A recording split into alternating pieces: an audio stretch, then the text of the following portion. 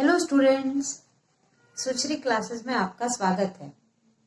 आज हम class 11th के बिजनेस स्टडीज का 4th चैप्टर व्यवसाय और सेवा क्षेत्र, इसमें हम सेवा सुविधाएं पढ़ रहे हैं और सेवा सुविधाओं के अंतर्गत संप्रेषण या कम्युनिकेशन टॉपिक में आज हम इंटरनेट और ईमेल ये दो टॉपिक्स पढ़ेंगे। वैसे तो ये दो टॉपिक्स जो है वो आप लोगों के लिए बहुत आसान है और सब कोई इसके बारे में जानते हैं, लेकिन थोड़ा व्यवस्थित ज्ञान आज अपन यहाँ पर देखेंगे।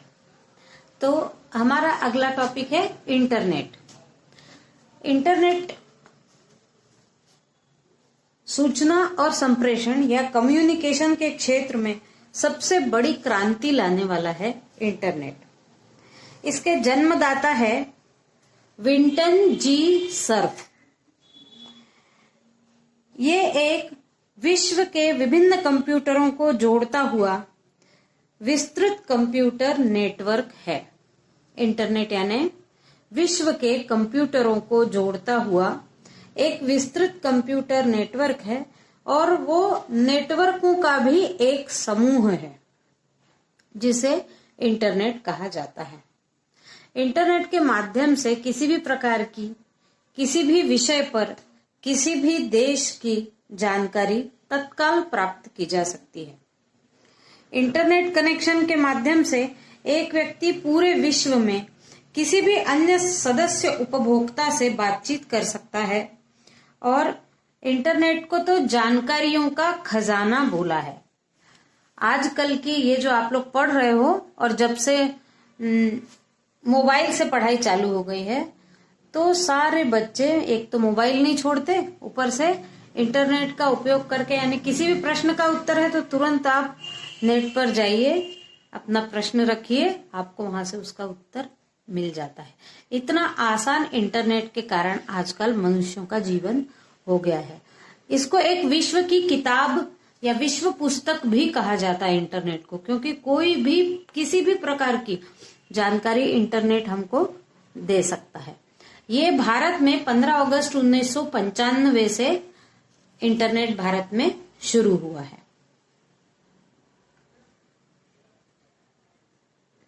कोई भी व्यक्ति अथवा संगठन किसी भी इंटरनेट सर्विस प्रोवाइडर के यहाँ खाता खोल सकता है। आईएसपी निर्धारित शुल्क के भुगतान करने पर खाता नंबर देती है और उपयोगकर्ता इंटरनेट तक पहुंच जाता है। भारत में आईएसपी प्रदान करने वाले हैं बीएसएनएल, सत्यम मंत्रा, महानगर टेलीफोन निगम लिमिटेड या एमटीएनएल और बहुत सारी प्राइवेट कंपनीज हैं जो इंटरनेट देती हैं। अब हम अगला टॉपिक इसी में देखते हैं। इंटरनेट में प्रयोग आने वाले कुछ शब्द हैं, जिन शब्दों के क्या अर्थ हैं। सबसे पहला है मोडम। तो मोडम ये एक संचार यंत्र है जिससे एक कंप्यूटर द्वारा सूचना स्टैंडर्ड टेलीफोन लाइन तक पहुंचती है। यानी हमने यहां से जो प्रश्न पूछा वो प्रश्न इस मोडम के माध्यम से स्टैंडर्ड टेलीफोन लाइन तक पहुंचता है, उसको मोडम कहते हैं। फिर दूसरा है वर्ल्ड वाइड वेब। यह विश्वव्यापी सूचना तंत्र का एक ढांचा है। इसमें करोड़ों इलेक्ट्रॉनिक दस्तावेज होते हैं जिसे वेब पेज कहा जाता है। ये जो हम www ये हमेशा लिखते रहते हैं, टाइप करते रहते हैं, बोलते रहते हैं, तो इसका मतलब है ये विश्वव्यापी सूचना तंत्र का एक ढांचा है और इसमें इलेक्ट्रॉनिक दस्तावेज करोड़ों से है। फिर तीसरा है वेब सर्वर। वेब सर्वर यानी ऐसा सॉफ्टवेयर जो क्लाइंट ब्राउजर से निवेदन लेता है, वेब को खोजता है और ब्राउजर को सर्च किए गए पेज पर परिणाम वापस भेजता है। वेब सर्वर, जो भी हम उससे क्वेश्चन पूछते हैं, जानकारी पूछते हैं, उस जानकारी को लेना, उस जानकारी को सर्च करना और सर्च करने के बाद हमको तत्काल उसका परिणाम दिखाना, ये कार्य वेब सर्वर का है। फिर चौथा है मेल सर्वर। ये एक सॉफ्टवेयर है जो ईमेल प्रणाली में पोस्ट बॉक्स के रूप में कार्य करता है। ये हमने देखे कि ये 4 शब्द इंटरनेट में उपयोग किए जाते हैं, उनका क्या अर्थ है। अब हम ये देखते हैं कि इंटरनेट के लिए आवश्यक उपकरण कौन कौन से हैं। तो सबसे पहला है कंप्यूटर सिस्टम। इंटरनेट कनेक्शन लेने के लिए एवं उपयोग करने के लिए आपके पास स्वयं का एक कंप्यूटर सिस्टम होना चाहिए। अब तो हम मोबाइल के द्वारा भी उसका उपयोग कर लेते हैं, मोबाइल के पहले हम उसको कंप्यूटर में किया करते थे। उसके बाद दूसरा है telephone connection. Telephone connection computer के पश्चात उसके पास एक टेलीफोन कनेक्शन भी होना आवश्यक है, तभी इंटरनेट चलेगा। उसके बाद है मोडेम। डिजिटल डेटा को एनालॉग डेटा में और एनालॉग डेटा को डिजिटल डेटा में परिवर्तित करने वाला उपकरण मोडेम कहलाता है। यानी आप जब अपनी बात पूछते हो तो उसको, वो डिजिटल डेटा है उसको एनालॉग में, और फिर जो एनालॉग से प्राप्त होता है उसको डिजिटल में करने का कार्य मोडेम के द्वारा होता है। फिर हम अगला देखते हैं इंटरनेट का लाभ या महत्व क्या है। तो पहला है सूचनाओं का आदान प्रदान। इंटरनेट की ईमेल सेवा से सूचनाओं का आदान प्रदान किया जाता है। इंटरनेट सुविधा में 2 व्यक्ति बातचीत कर सकते हैं। फिर विज्ञापन। उत्पादक अपनी वस्तुओं के विज्ञापन इंटरनेट के माध्यम से देकर अपने विक्रय बढ़ाकर लाभ में वृद्धि कर सकते हैं। फिर अगला है ई कॉमर्स में सहायक। ई कॉमर्स सुविधा का उपयोग इंटरनेट के द्वारा ही किया जा सकता है। इसमें संपूर्ण विश्व को एक बाजार के रूप में बना दिया गया है, क्योंकि कोई भी कहीं भी इंटरनेट के माध्यम से अपना व्यापार बहुत आसानी से कर सकता है। फिर है ई बैंकिंग। इंटरनेट के द्वारा बैंकिंग की सुविधाएं भी प्राप्त हैं और उस कारण अब बैंकों में जाना भी बहुत कम हो गया है, और ये हम किसी भी समय बैंकिंग का कार्य इंटरनेट के माध्यम से कर सकते हैं। फिर है सामान्य ज्ञान में वृद्धि। इंटरनेट में इतनी जानकारियां हैं कि आप अपने सामान्य ज्ञान में बहुत वृद्धि कर सकते हैं। फिर मनोरंजन में सहायक। इंटरनेट के माध्यम से हम फिल्म देखना, गाने सुनना और भी कई मनोरंजन कर सकते हैं, खेल खेलना। फिर है समाचार पत्र पत्रिकाएं। हम इंटरनेट के माध्यम से कंप्यूटर पर ही जो रोज के समाचार पत्र पत्रिकाएं हैं वो पढ़ सकते हैं।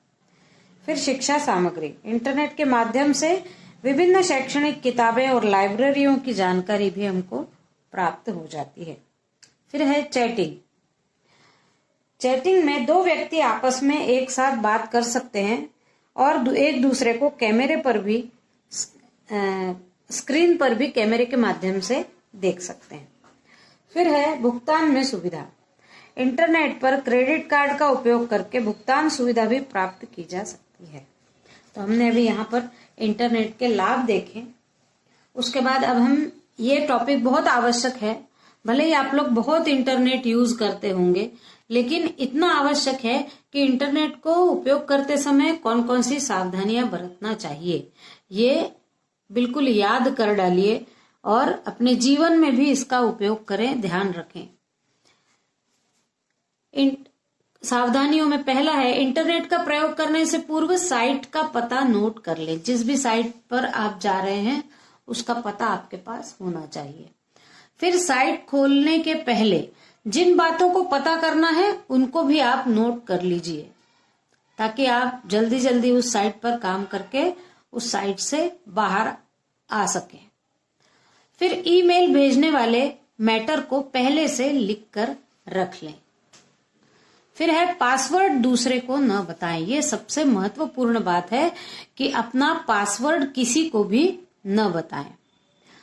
फिर प्रयोग के बाद लॉग आउट उचित ढंग से करें। क्योंकि ऐसा ना हो कि मान लीजिए आपने पेटीएम या अन्य प्रकार की किसी भी प्रकार की पैसे वाली साइट खोली और उसके बाद आपने खुली छोड़ दी, तो आप विधिवत जिस प्रकार लॉग आउट होते हैं उस प्रकार उचित ढंग से लॉग आउट होना चाहिए, ताकि जो हमने पैसों वाली साइट खोली है वो ठीक से बंद हो जाए, आपके इसका कोई दुरुपयोग न कर पाए। फिर अपने कंप्यूटर में एंटीवायरस सॉफ्टवेयर भी अवश्य डाल लीजिए, क्योंकि यदि वायरस आ जाता है तो हमारे बहुत से महत्वपूर्ण डॉक्यूमेंट्स करप्ट हो जाएंगे उसके अंदर जो है।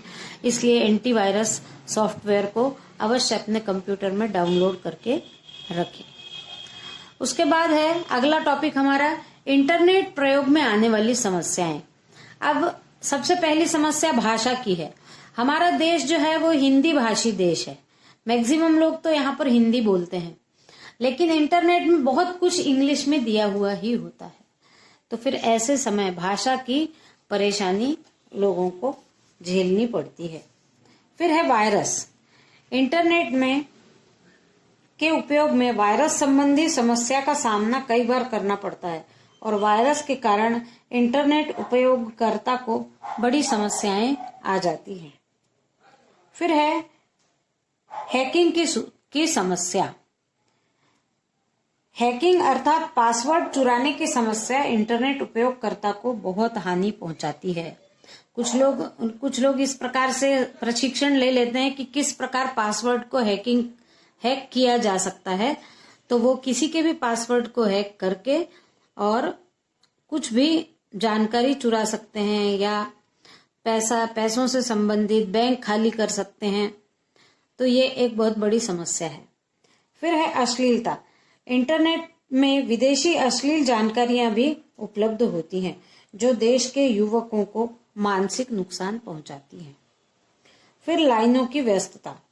फोन लाइनों की व्यस्तता के कारण इंटरनेट के उपयोग में कठिनाई आती है। कभी कभी सर्वर डाउन है या बहुत कुछ हो जाता है, उसमें व्यस्त रहता है नेट, इस कारण से कभी कभी बहुत कठिनाई आ जाती है। फिर व्ययपूर्ण प्रणाली।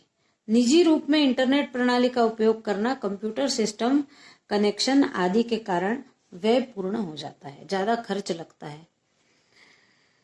इसके बाद हमारा आज का अगला टॉपिक है ईमेल।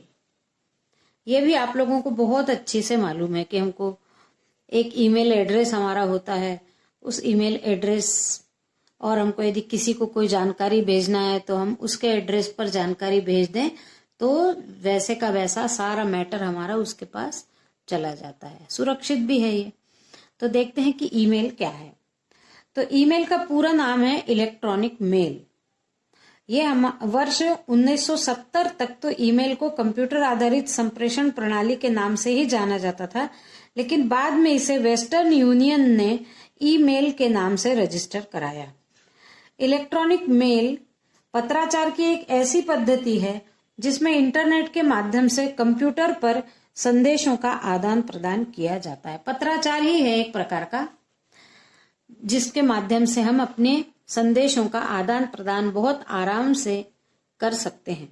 इसमें शब्दों की कोई भी सीमा नहीं होती, आप कितने भी बड़े मैटर को ईमेल के माध्यम से भेज सकते हैं। ईमेल सुविधा संप्रेषण के अन्य साधनों की अपेक्षा सबसे तीव्रता से संदेश प्रेषित करती है। बहुत कम, कुछ सेकंड्स में ही आपका संदेश विश्व भर में कहीं भी कोई दूसरा व्यक्ति हो वहां आराम से पहुंच सकता है। अब ईमेल फैक्स मशीन फैक्स का भी स्थान लेता जा रहा है। अब ईमेल की प्रक्रिया। किसी भी इंटरनेट सेवा कंपनी के साथ अपना ईमेल खाता खोलना पड़ता है, यानी आपने जिस भी कंपनी का रिचार्ज करवाया है उससे आपको इंटरनेट का खाता खोलना पड़ेगा। ईमेल खाता खोलने से ईमेल एड्रेस प्राप्त हो जाता है। जैसे ही आप एक ईमेल खाता खोलेंगे आपको अपना एक ईमेल एड्रेस प्राप्त हो जाएगा। जिसे संदेश भेजना हो उसका ईमेल एड्रेस पता होना चाहिए। आप किसी को भी संदेश नहीं भेज सकते जब आपको ये पता हो कि उसका क्या पता है, तभी आप संदेश को भेज सकोगे। फिर आने वाला ईमेल ऑटोमेटिक प्रणाली के अंतर्गत इन बॉक्स में स्थानांतरित हो जाता है। उसके बाद कंप्यूटर के इंटरनेट से जुड़ते ही प्रयोगकर्ता को यह ज्ञात हो जाता है कि उसके लिए कोई ईमेल आया है। उसके बाद पासवर्ड के बिना ईमेल खाते तक नहीं पहुंचा जा सकता, इसलिए जब पासवर्ड डालेंगे तब ईमेल खाते को देखा जा सकता है। अब आगे का हमारा टॉपिक है ईमेल के लाभ। तो ईमेल से पहला लाभ है कि यह संदेश वाहन का अत्यंत सरल, सुविधाजनक और सस्ता साधन है। दूसरा लाभ है इसमें जो संदेश भेजे जाते हैं वो पूर्ण गोपनीयता से गोपनीय रहते हैं। फिर है इसके द्वारा संदेश को तत्काल भेजा जा सकता है। जैसे ही संदेश भेजो, कुछ ही क्षणों में संदेश जहां जितनी दूर चाहे उतनी दूर पहुंच जाता है। इसमें संदेश प्राप्तकर्ता की उपस्थिति अनिवार्य नहीं है। यदि संदेश लेने वाला उस समय उपस्थित न हो, फिर भी वो संदेश उसके ईमेल एड्रेस पे आ जाएगा। फिर है इसमें संदेश सुरक्षित रखा जा सकता है। फिर एक ही संदेश एक साथ अनेक व्यक्तियों को भेजा जा सकता है। एक ही संदेश कई जगह भेजा जा सकता है एक ही समय पर। फिर ईमेल के द्वारा पूरे विश्व में संदेश पहुंचाया जा सकता है। फिर ईमेल द्वारा संदेश किसी भी समय भेजा जा सकता है। समय की पाबंदी नहीं है, रात में, दिन में, कभी भी भेजा जा सकता है। फिर इसमें किसी भी प्रकार का संदेश पिक्चर, डिजाइन, आंकड़े इत्यादि रूप से भेजा जा सकता है। और आखिरी हमारा लाभ है इसमें स्टेशनरी, स्टैम्प, टिकट इत्यादि की आवश्यकता नहीं होती। तो आज हमने संचार या संप्रेषण में इंटरनेट और ईमेल इसके बारे में पढ़ा। इस वीडियो में बस इतना ही। Thank you.